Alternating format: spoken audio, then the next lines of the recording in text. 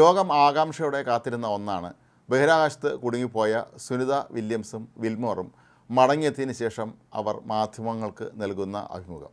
ഏതായാലും കഴിഞ്ഞ ദിവസം അത് സംഭവിച്ച് ഫോക്സ് ന്യൂസിനോടാണ് കഴിഞ്ഞ ദിവസം ഇരുവരും അവരുടെ അനുഭവങ്ങൾ വിവരിച്ചത്. ആദ്യമായി തങ്ങളെ തിരികെ എത്തിച്ച അമേരിക്കൻ പ്രസിഡന്റ് ഡൊണാൾഡ് ട്രംപിനും സ്പേസ് എക്സിൻ്റെ മേധാവിയായ ഇലോൺ മസ്കിനും ഇരുവരും നന്ദി രേഖപ്പെടുത്തി.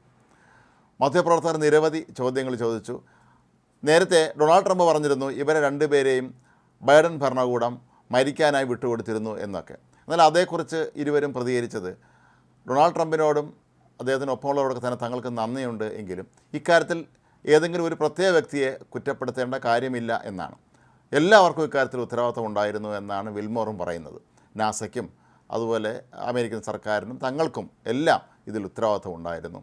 ഇതിൻ്റെ കമാൻഡർ എന്നുള്ള നിലയിൽ താൻ കൂടുതൽ കാര്യങ്ങൾ ശ്രദ്ധിക്കണമായിരുന്നു എന്നാണ് വിൽമോർ പറഞ്ഞത്. യാത്ര തിരിക്കുന്നതിന് മുമ്പ് തന്നെ പല കാര്യങ്ങളിലും താൻ കൂടുതൽ കാര്യങ്ങൾ അറിയേണ്ടിയിരുന്നു എന്നും അത് പിന്നീട് അവിടെ എത്തിയതിന് ശേഷമാണ് മനസ്സിലായത് എന്നുമാണ് അദ്ദേഹം പറയുന്നത്. ഇത് തൻ്റെ തന്നെ പിഴവായിട്ടാണ് വിൽമോർ ചൂണ്ടിക്കാട്ടുന്നത്. ഒരുപക്ഷെ നേരത്തെ ഇത്തരം കാര്യങ്ങൾ മനസ്സിലാക്കിയിരുന്നു എങ്കിൽ അവിടെ കുറച്ചുകൂടി സുരക്ഷിതമായ രീതിയിൽ ജീവിക്കാമായിരുന്നു എന്നാണ് വിൽമോർ ഇപ്പോൾ വ്യക്തമാക്കിയിരിക്കുന്നത്.